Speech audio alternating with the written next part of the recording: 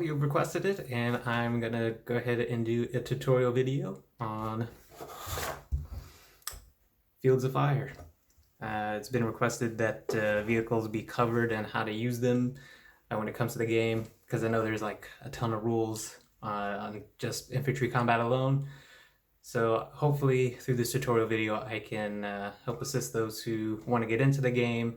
And the very first topic that has been selected or has been requested is how to use vehicles.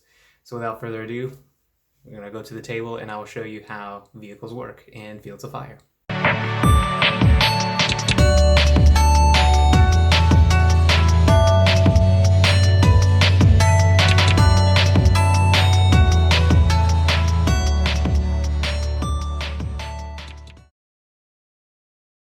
Okay, so to begin, I just have a really simple setup and just a couple of vehicle counters for some examples.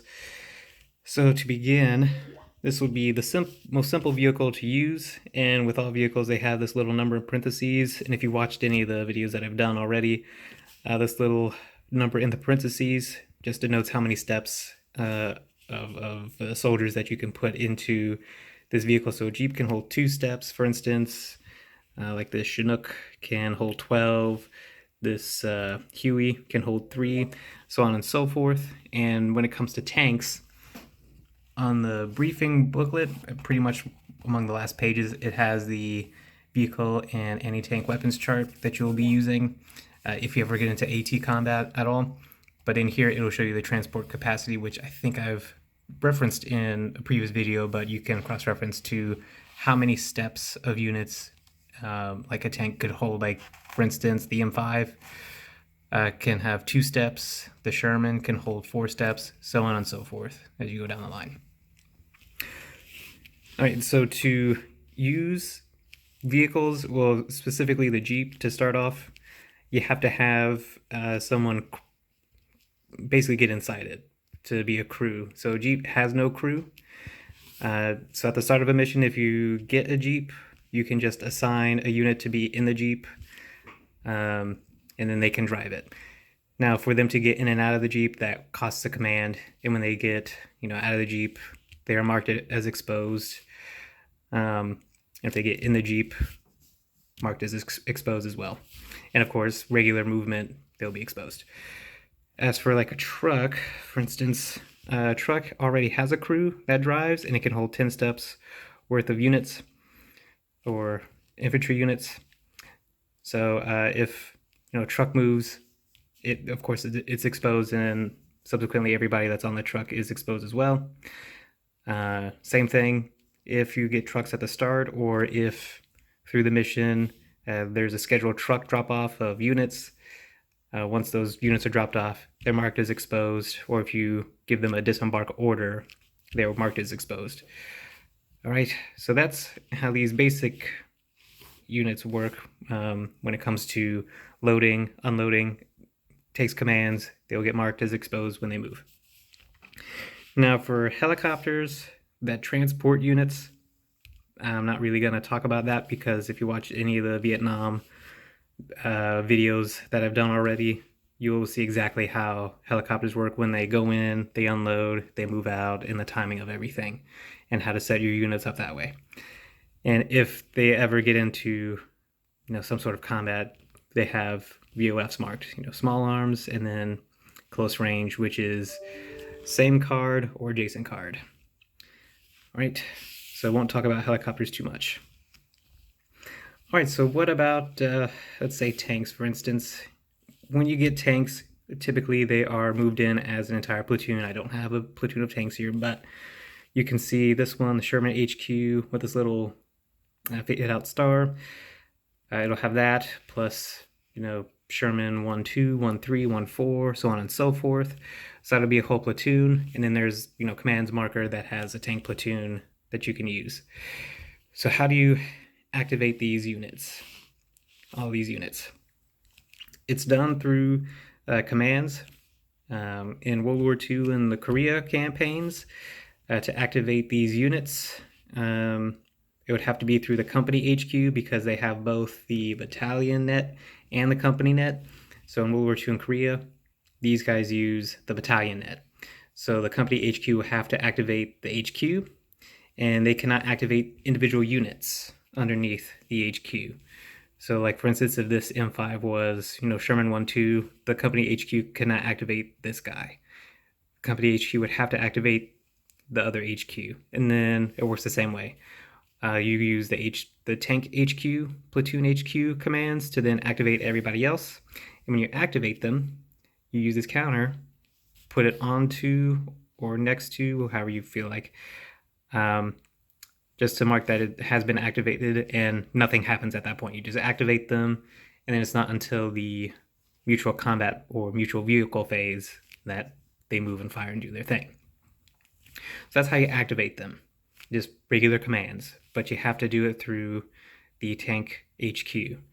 And then all the tanks have their own radios, so they're always in contact with each other. So that's really helpful, that they can all communicate with each other no matter where they are on the map. They all can communicate. And then they can move and fire and do whatever. It's the same thing with the helicopters as well. Except in Vietnam, all vehicles use the company net. So if a platoon leader, not the company HQ, but like a platoon leader, has a company radio or a radio that's on the company net, they could be in contact with them potentially and help activate them, as an example.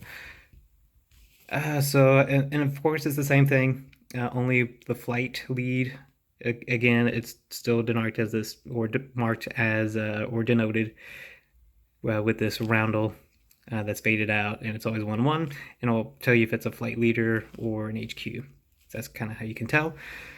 But usually it's 1-1 or 2-1, 3-1, so on and so forth. But only they can activate other units in their flight. Okay, so that's like the general use of vehicles.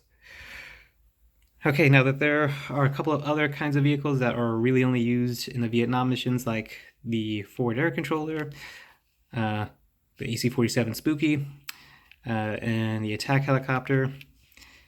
So I'll go over, first of all, the forward air controller and Spooky. So if you're given a forward air controller, they are automatically activated. So whenever you want to, they do not take commands. You just place them wherever you want on a card. So you just place them, and they can call off-map assets, like attack helicopters and things like that, if based on what they can see, and it's basic line of sight rules, except they're in the air. And they can also drop white phosphorus to mark specific targets if you need to. And for them to mark specific targets, it can be the same card, and if I remember right, all the adjacent cards as well that they could drop. And of course, yes, so denoted by close range. So that's their range, and they can drop white phosphorus to mark any targets that you need to call in any off-mat assets, airstrikes, artillery strikes, mortar strikes, all that stuff. Now, and then these loiter for a total of 4 turns, I think, 4 or 5 turns. And through each turn, you can decide to move them from one card to another card, whichever card you need to. It doesn't have to be an adjacent one. Literally just any card, you can move them. So whenever you put them into a card, and if, at least in this case, since it's technically low enough, if you move it into a card with a unit that has AT combat or is AT capable, like a unit with an RPG, then you would resolve AT combat against it. Again, it's only on the same card. And I'll get into AT combat a little bit later. Now on the other side is Spooky. Spooky works the same way, and typically Spooky is only on night missions and works the same way. You automatically activate them. I can't remember how many turns there are.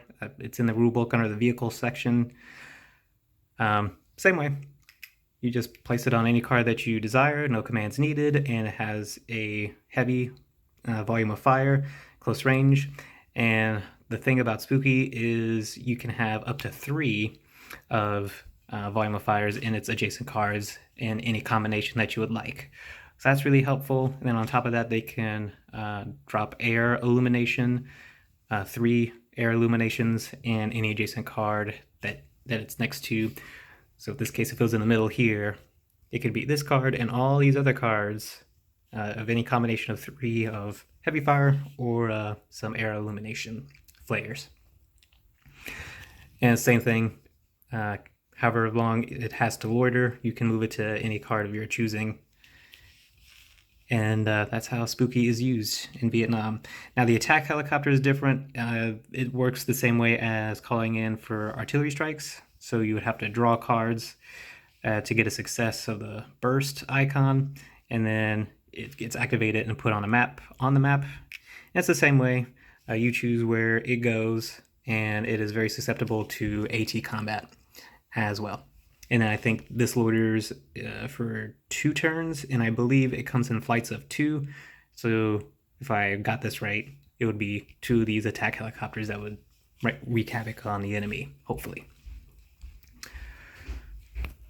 All right, so now that we have the basics down on how to activate all of these vehicles, now we're going to talk about how they move and shoot and all that good stuff. All the nitty gritty. All right, so for instance, we'll have the Sherman here. Yeah, that's a valid card. Okay, so we have the Sherman here, and it has been activated to do an action. And there's quite a few actions that you can do with vehicles. The first one is to move. So when it comes to the mutual vehicle phase, the way it works is if you're on offense and there are both friendly and enemy vehicles, you would alternate. You know, 1 friendly, 1 enemy. That's chosen at random. 1 friendly, 1 enemy that's chosen at random, so on and so forth until all of them have been completed. On defense, it's the reverse. So if it's friendly or if it's enemy, it's a random enemy that moves first, and then it's a friendly, and then you alternate between enemy and friendly. So that's how that works. Now, how do we move? Movement works just the same as if you're moving infantry, except vehicles have a far larger range. Vehicles can move an unlimited amount of cards, provided the following: if there are no notations on the top of terrain cards. So as you can see, this one has slow, which means you can move it from 1 slow, and you can move to any adjacent card. And if it says slow, it has to stop on that card, and it can't move any further. The ones that say no means it is an invalid placement. You cannot move vehicles into a notation that says no. Now, if it has nothing on it, it can move freely through it. So let's try and get a better combo here. We'll put that over there, that over here, and we'll put this over here. So real quick, just a real reshuffle the terrain. So let's say it started on something like this. It can move to this card that has no notation on it, and then it can move to the next one. That's invalid. It can move to this, or it can, move backwards if you want to. But that's the whole gist of it, of vehicle movement. They can move through any card, an unlimited amount of movement, but once it hits a slow, must stop there. Or whenever you decide to stop it, you can stop it there. That's how vehicle movement works. Pretty easy. You just got to really pay attention to these little vehicle notations on terrain cards, because I've even missed it on one of my playthroughs about a year or so ago, where I accidentally placed an M5 in a woods, and I just forgot to check this, and it was an invalid placement, and I had to redo all that. Okay, so that's vehicle movement. And then once it's done moving, you then flip it over, this marker, to then move/fired, so you know that it's already done its thing and you can move on. Now, another action that you might be able to do is a move and fire. And move and fire sounds exactly like you would think. So we have an enemy here, and you want to move and fire. I think a Sherman, let's see. Can a Sherman move and fire? Yes, it can, and it has a +2 modifier. Okay, because some vehicles cannot move and fire. So let's say you wanted to do that. You wanted to try and take out this little tank here. This is not period specific, it's just for example's sake. So we move a Sherman, and then we want to fire. And then we resolve its AT combat, and then we use all these modifiers for AT combat. and then I'll get into how that works a little bit later. But you can move and fire, or you can have your Sherman stay and do a reaction fire, which means it'll just sit there and try to ambush anything that comes into its line of sight. So if this vehicle decided to, or was chosen to move down here or over here, the Sherman would then have the opportunity to do a reaction fire and get the drop on this vehicle or this tank. And tanks and vehicles cannot react to a reaction fire. So let's say this vehicle was on reaction fire, which all enemy units that are AT capable will automatically do a reaction fire if a vehicle moves into their line of sight. So in this case, the Sherman moved and fired, it would fire, but also this tank would then do a reaction fire on the tank. But again, you cannot react to a reaction fire, and an enemy cannot react to a reaction fire. If that makes sense. So they can't just automatically fire at each other in that way. Okay. So that's move, and fire. I feel like I'm missing a couple more in here.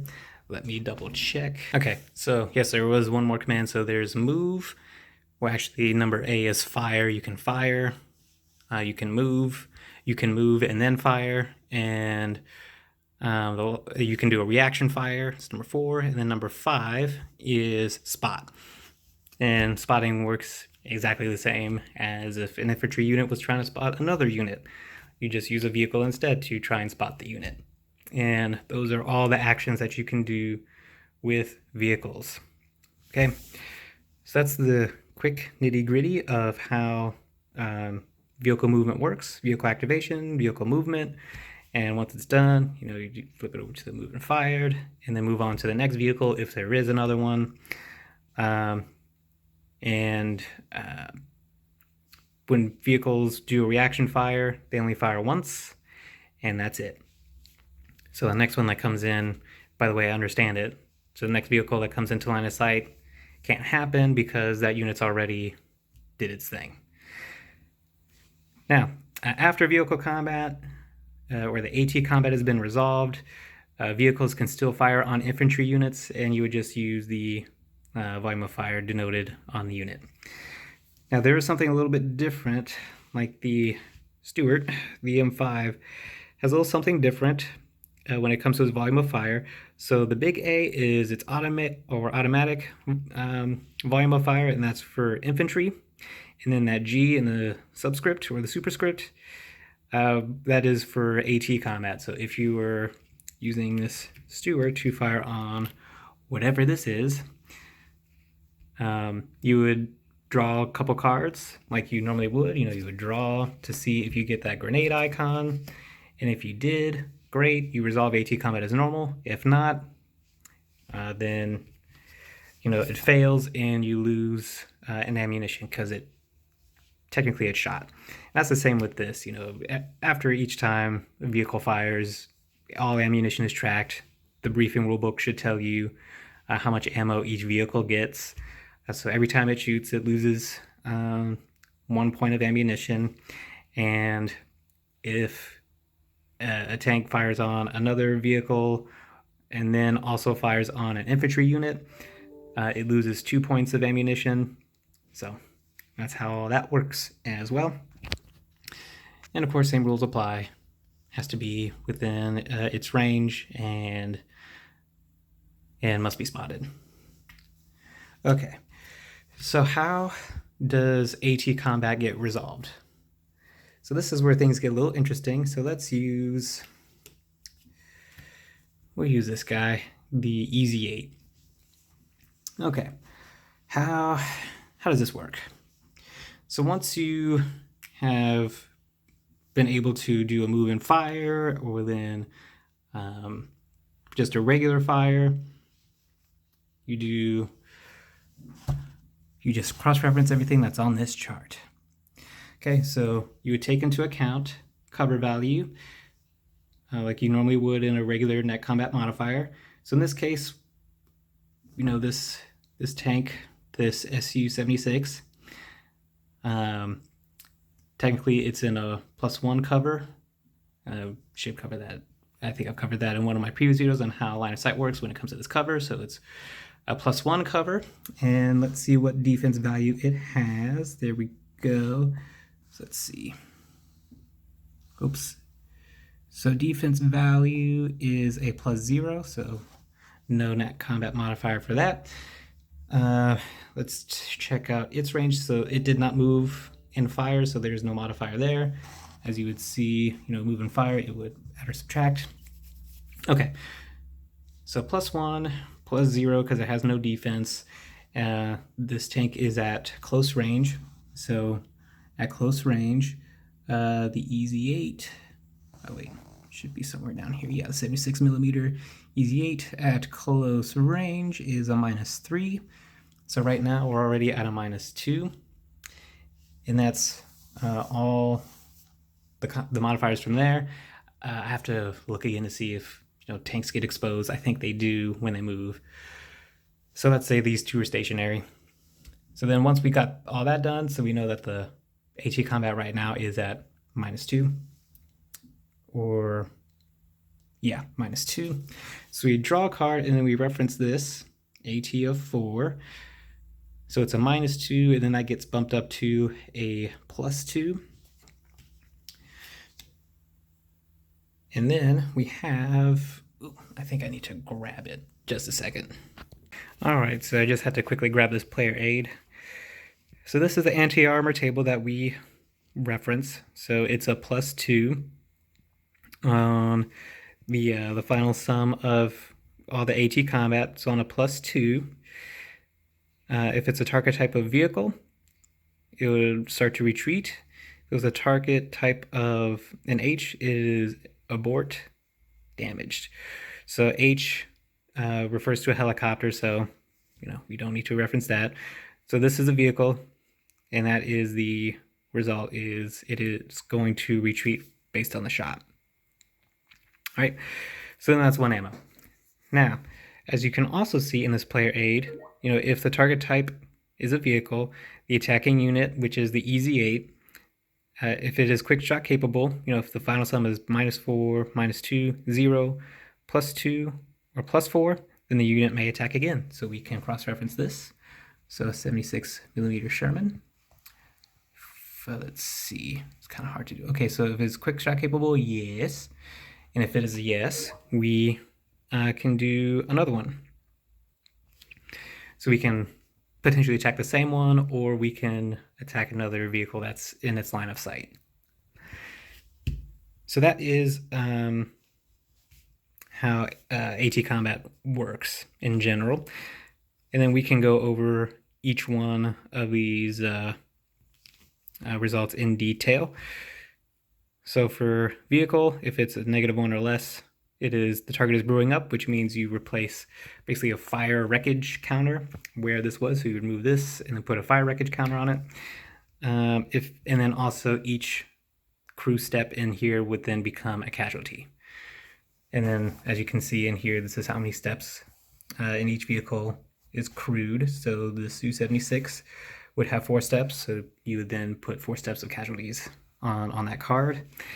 If it was knocked out, it would be just a regular wreckage, which then could be used as cover. When you get into the card, it acts like a regular cover counter. And I think there's only 1 casualty, and then the rest are basic crew steps. I have to double check and look. Retreat and pinned, I'll have to double check on those. And then for a helicopter shot down crash is kind of the same thing, a burning wreckage. Everybody's a casualty. A shot down auto rotate is regular wreckage, and then again, few steps casualties, few steps survive, and then abort damaged would get off the map, and abort undamaged gets off the map, and then I'll get into those a little bit later. And then 6 and up is a straight up miss. All right, so that's how anti-tank combat works. So what exactly do retreat, pinned, abort damaged, and abort undamaged mean? Well, let's go ahead and get into that. Okay, so last 2 here. Retreat, when it comes to vehicles, just like in this example, what happened, it would just be immediately removed from play, and then that's it. Pinned works just like it would a regular infantry unit. It would become pinned. It would, for AT combat that was fired against it. So if this T-34 was pinned, if the Sherman fired, it would incur a -1 modifier for the AT combat. And if the T-34 was going to try to fire on the EZ-8, then it would incur a +1 modifier on the AT modifier chart, or the AT result, whatever you want to call it. Right, so that's what pin does. Now for helicopters, abort damage means if it was en route or if it was already in play, it would then be basically removed from play and it could never be used again. And if it was en route and hasn't been on the map yet, it would automatically be put back into the staging area with all of its passengers unhurt. Abort undamaged is the same thing. It just gets removed from the board and back into the staging area, but it can still be used on subsequent turns. Okay, so for the knocked out and the shot down, I misspoke earlier. So with the knocked out and shot down, auto rotate, it's the same thing. You would place a wreckage marker, but for each crew, you would convert each crew step into a fire team and then resolve a hit effect on each crew as if you would in regular combat. So for each one, you would draw as a hit whatever experience point it was, and then apply the results, just like normal in the combat effects segment. Just like normal, for each crew step, you draw a card. So if it was 4 crew steps, you would draw 4 cards, apply the results, and then after the results have been applied, you put them under the wreckage marker and then mark them as exposed. They will not be pinned down. They will be marked as exposed. And that's the same result if knocked out or shot down, auto rotate. And of course, again, brewed up or shot down with a crash, everybody becomes a casualty step. All right, so that's all of the how AT combat works. And again, that is how vehicles work as a whole when it comes to helicopters and fixed wing aircraft, and also comes to with trucks, jeeps. Jeeps are really the only ones that have to be crewed by your own guys that are on the map. Trucks already have a crew.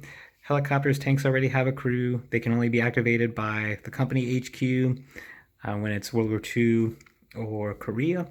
In Vietnam, it's anybody who's on the company net with their radios.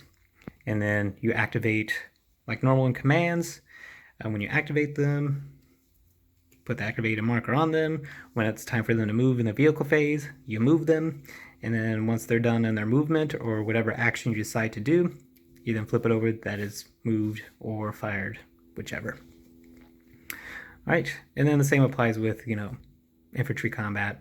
I use these little modifiers for small arms, automatic weapons, or heavy volume of fire. Well, I hope this little tutorial helped you a little bit in figuring out AT combat. And if you want to learn anything else about Fields of Fire to help you learn how to play the game, just let us know or let me know, and I can continue to do these tutorial videos. And as always, have a rad day. Okay, so bonus round for this. The only vehicles that you need to mark exposed are basically jeeps and trucks, or any vehicle that has passengers on it. That's when you mark it as exposed, but it's really only the infantry that's riding on these vehicles that are marked exposed and then can factor into the combat modifier. Otherwise, if they have no units riding on them, no need to mark them as exposed. Also, too, when moving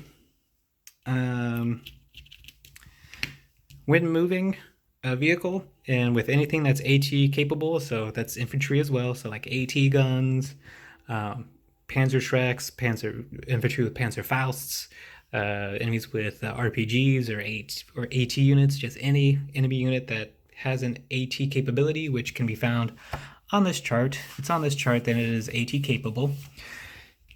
Once you move it, a unit reaction fires to it, and then you resolve it.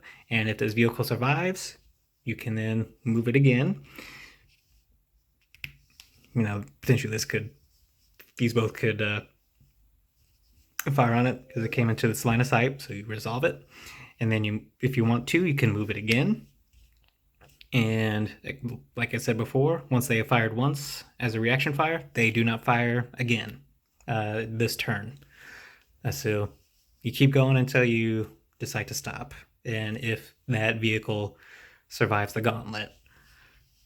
All right. And then if it ends into a card that already has a volume of fire on it, then you will resolve its combat then and there. So for instance, let me see if I can bring one out real fast. It's like in this case, if it had a volume of fire, as you can see, there's a little +1 in a white circle there. So that's volume of fire against a vehicle. So you would ignore the -3 and just use the +1 as a combat modifier against the tank. So you remove it. And if it was, volume of fire small arms, it would be a +2 or that's all pinned. That's a +2. Here we go. If it was a small arms, it'll be a +3 to the armor for the net combat modifier. So that's the bonus round of things just to keep in mind. Every time a vehicle moves, you resolve AT fire against it. If it survives, you move on. And if there's another AT capable unit, then an AT capable unit is anything like tanks or infantry anti-tank guns that are crewed by infantry, or like infantry unit with a Panzerschreck or a Panzerfaust or an RPG. Those are AT capable units, and then they will react fire to it. And then if it survives, you can continue with your action, whatever it is. All right, so hopefully that cleared all that stuff up. If there are any lingering questions in this bonus round. And with that, happy gaming.